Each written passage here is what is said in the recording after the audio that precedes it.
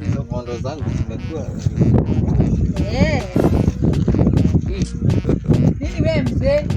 Kwa hiyo kuna ujinga hivyo. Wasichana wa siku hizi hamna hamna. Wewe niachishe nidhamu ya nini? Okay. Jiheshimu, wewe ni mzee. Wewe ni bora vile umezeeka.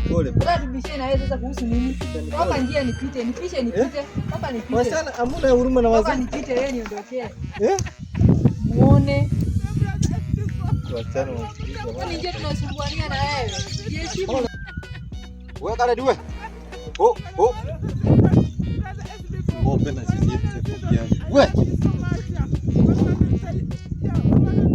A few moments later. Yes. Wow. Sure. Baba anaweza kupe shamba.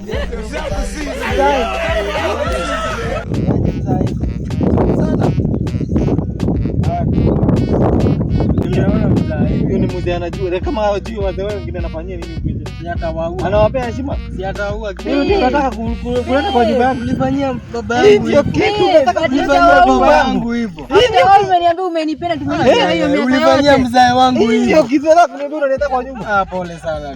Pole sana. Ulifanyia mzee hivyo. Achana babako, achana babako. Hapana, achana babako. Ukafanyia baba yangu. Achana mambo zako. Eshi ya mzee. Pole sana.